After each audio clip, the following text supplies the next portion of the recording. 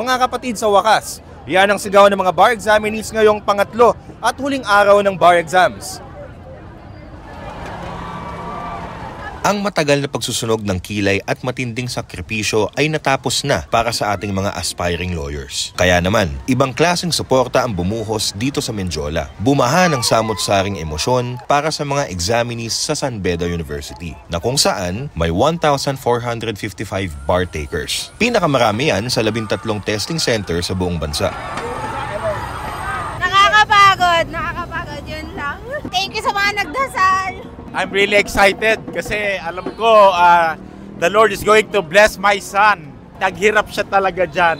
And I know that for the glory of God, He will make it.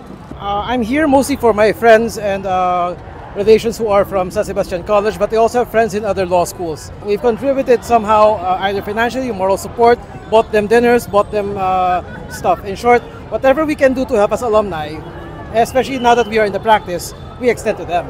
See you sa finish line and hopefully matatawag ko na rin kayo mga panyero at panyera. Go State! Go State! Go, go, go, go! Sa lahat ng bar bodies ng University of Santo Tomas at ULDMS, congratulations! Nakakakaba po pero exciting. Kapit lang sa dasal. Ayun, mahirap pero at least tapos na. Yun yung mahalaga. We understand that preparing for the bar exam is a very arduous task and it's very difficult. And all the way we supported naman everybody who's taking the bar. And now that tapos na yung bar exam, it's time to celebrate and it's time to relax to everyone who took the bar. And it's time to feel what you need to feel and celebrate. Yun na. Congrats, Jeff Presnedi! Go, go, go, Jeff! Jeff! Dapat Manila! UDM! Dapat Manila! UDM! Shoutout sa ate, future lawyer! Sana! Kaya mga sureball na yan! Yung nalura, attorney!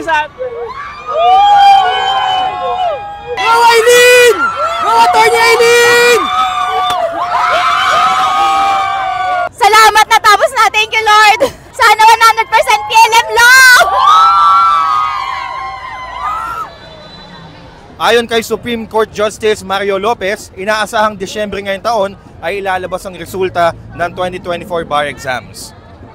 Mga kapatid, huwag kalilimutan mag-follow at mag-subscribe sa social media pages ng News 5. Ako si Emil Kailing, News 5 Digital.